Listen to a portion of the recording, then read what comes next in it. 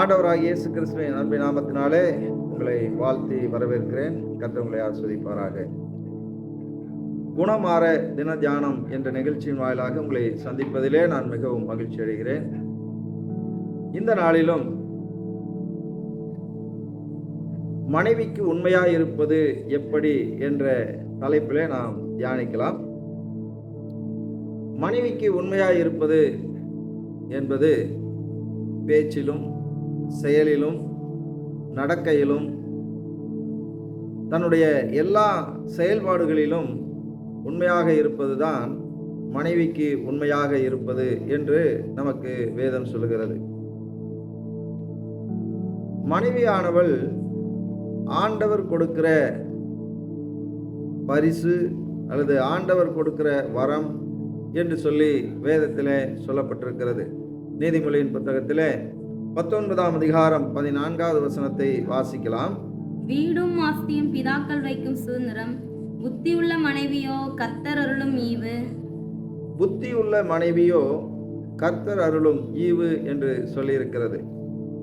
அதாவது இன்றைக்கு உலகத்திலே கர்த்தர் கொடுக்கிற மனைவிதான் புத்தியுள்ள மனைவியாக இருக்கும் என்று அநேகருக்கு அது புரிகிறதில்லை.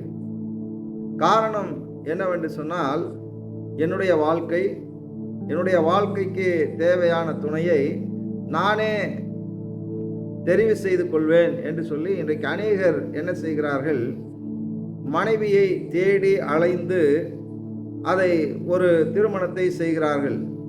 ஆகையினாலே தான் இன்றைக்கு அந்த மனைவியின் மூலமாக மனிதன் நிம்மதியை இழந்து, சமாதானத்தை இழந்து, குடிகாரனாக மற்றும் பலவித குற்ற செயல்களிலே ஈடுபடுகிறதை நாம் பார்க்க முடியும்.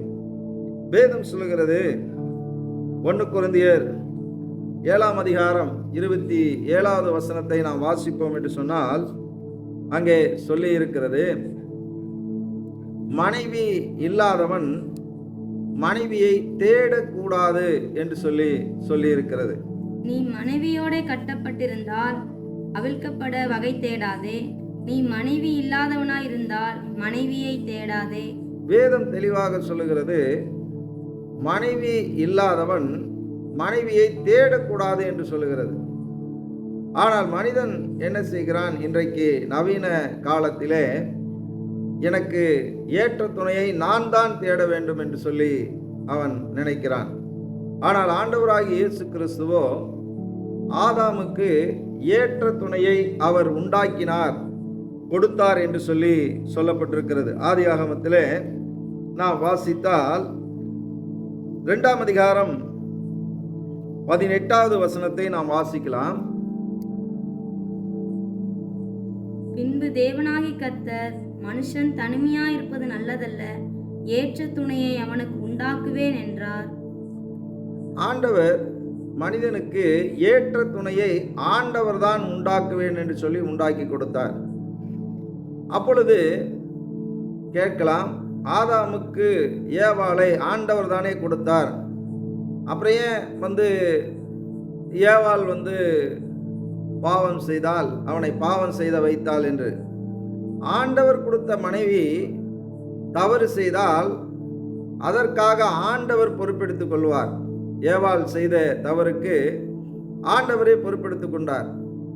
மறுபடியுமாக இயேசு கிறிஸ்துவை அனுப்பி இந்த உலகத்திலே அந்த பாவத்தை போக்குவதற்கு பரிகாரமாக அவர் தன்னுடைய ஜீவனை கொடுத்தார். ஆகையினாலே இன்றைக்கு ஏன் மனைவி புத்தி உள்ளவளாக இல்லை என்று சொன்னால், கடவுள் கொடுத்த மனைவி புத்தி உள்ளவளாக இருப்பாள். ஆனால் நான் தேடுகிற மனைவி அவள் புத்தி இல்லாதவளாகத்தான் இருப்பாள் என்பதை நாம் புரிந்து கொள்ள வேண்டும். ஆகையினாலே கடவுள் கொடுத்த மனைவிக்கு நாம் எப்படி உண்மையாய் இருப்பது என்பதை குறித்து நாம் பார்க்கலாம். கடவுள் கொடுத்த மனைவிக்கு உண்மையாய் இருப்பது என்று சொன்னால் வாசிக்கலாம்.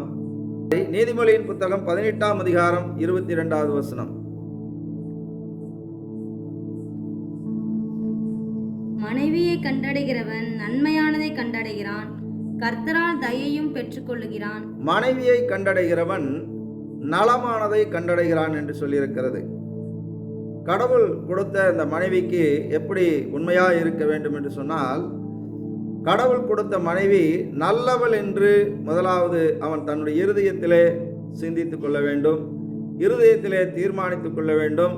கடவுள் எப்பொழுதுமே நமக்கு தீமையே அல்ல, கர்த்தர் நன்மையானதை தருவார் என்று வேதம் சொல்லுகிறது. ஆகையினாலே கடவுள் கொடுத்த அந்த மனைவி நல்ல மனைவி என்பதை அவன் தன்னுடைய இருதயத்திலே முதலாவது அவன் நினைத்து தீர்மானித்து கொள்ள வேண்டும். இரண்டாவதாக, அவர்கள் இருவரும் ஒரே மாம்சமாய் இருக்கிறார்கள், அவர்கள் பிரியக்கூடாது என்று சொல்லி ஆண்டவர் சொல்லுகிறார். 1 கொரிந்தியர் 7ஆம் அதிகாரம் 5வது வசனத்தை வாசிக்கலாம். உபவாசத்திற்கும் ஜெபத்திற்கும் தடையிராதபடிக்கு இருவரும் சில காலம் பிரிந்திருக்க வேண்டும் என்று சம்மதித்தாலன்றி ஒருவரை விட்டு ஒருவர் பிரியாதிருங்கள். உங்களுக்கு விரத்துவம் இல்லாமையால் சாத்தான் உங்களை தூண்டி விடாதபடிக்கு மறுபடியும் கூடி வாழுங்கள். இங்கே சொல்லுகிறது, கணவனும் மனைவியும் எக்காரணத்தை கொண்டும் பிரியக்கூடாது என்று சொல்லி வேதம் நமக்கு சொல்லுகிறது.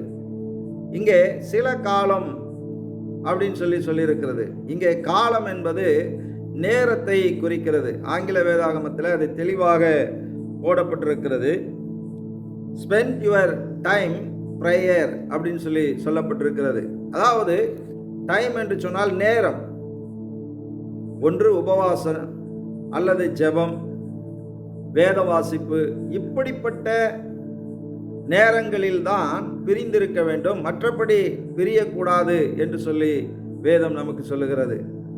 ஆண்டவரும் சொல்லும்போது என்ன சொல்றார் என்று சொன்னால், இவர்கள் 2 பேரும் ஒரே மாம்சமாய் இருக்கிறார்கள், அவர்கள் தேவன் இணைத்ததை மனிதன் பிரிக்கக்கூடாது என்று சொல்லி ஆண்டவர் சொல்லுகிறார்.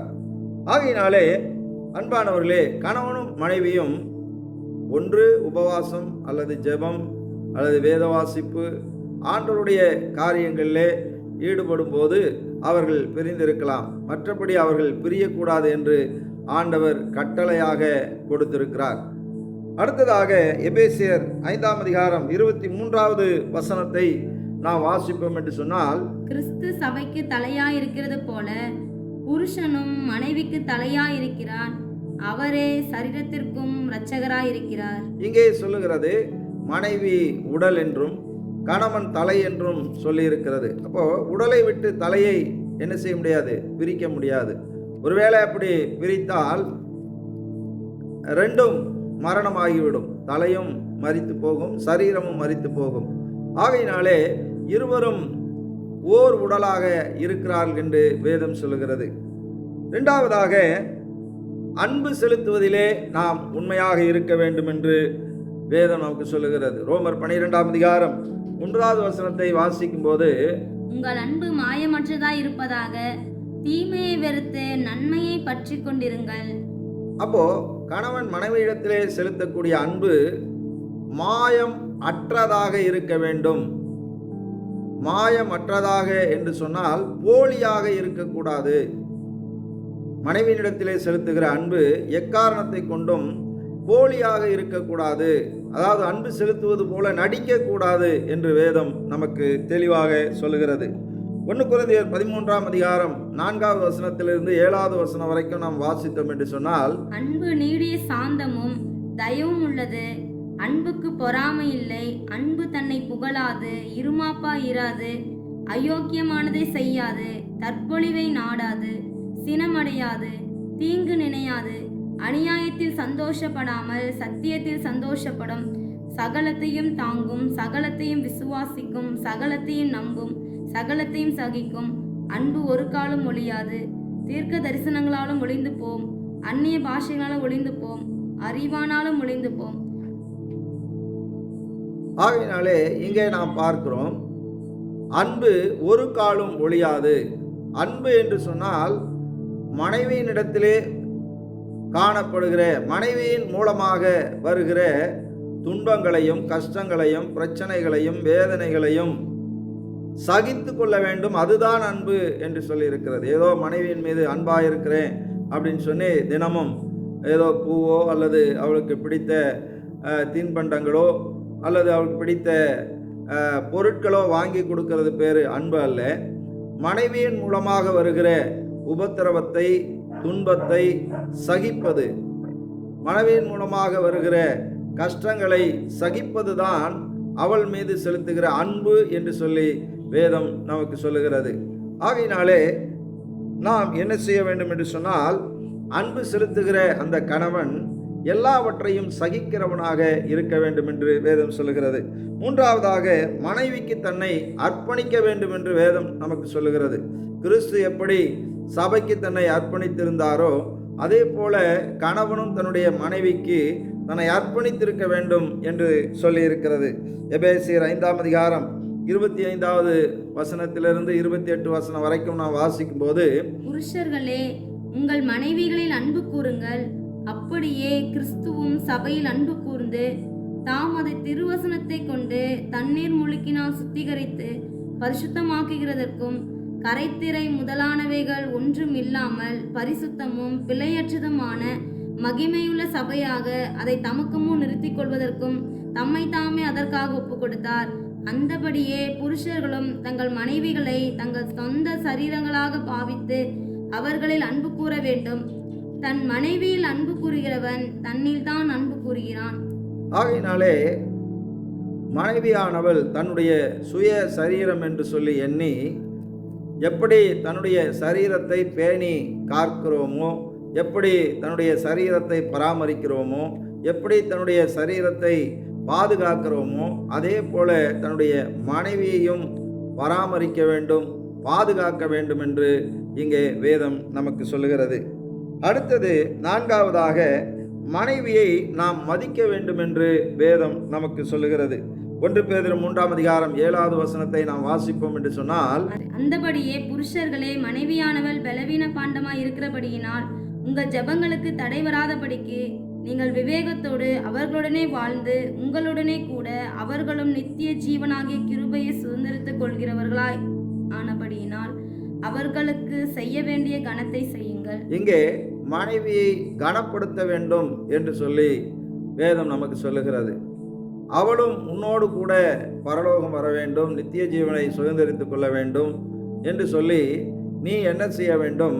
அவளை கனப்படுத்த வேண்டும் என்று சொல்லியிருக்கிறது. கனப்படுத்துவது என்றால் மதிப்பது, மரியாதை செய்வது. இன்றைக்கு குடும்பத்தில் இருக்கிற பிரச்சனை என்ன அப்படின்னு சொன்னால், கணவன் என்னை மதிப்பதில்லை என்று சொல்லி நிறைய சகோதரிகள் சொல்லுகிறார்கள். எதை குறித்து அவர்கள் மதிக்கவில்லை என்று சொல்லுகிறார்கள் என்று சொன்னால், அவர் எங்கு போகிறார் என்று எனக்கு தெரியாது, என்ன செய்கிறார்னு எனக்கு தெரியாது, எதையும் செய்ததுக்கு அப்புறம்தான் எனக்கு தெரியுது, என்னை எதற்குமே கேட்பதில்லை என்று சொல்லி அதைத்தான் அவர்கள் மதிக்கவில்லை என்று சொல்லுகிறார்கள். ஆகினாலே மனைவியானவள் பலவீனம் பாண்டம் என்று சொல்லியிருக்கிறது. பலவீன பாண்டம் என்று சொன்னால், பாண்டம் என்றால் அது ஒரு பாத்திரம். பலவீன பாண்டம் என்று சொன்னால் இன்றைக்கு போட்டவண்ண உடையக்கூடிய அந்த பாத்திரம் என்ன அப்படின்னு சொன்னால் மண் பாத்திரம் அப்படின்னு சொல்லலாம். அதை என்ன பண்ண முடியாது, நினைச்ச மாதிரி நம்ம பயன்படுத்த முடியாது.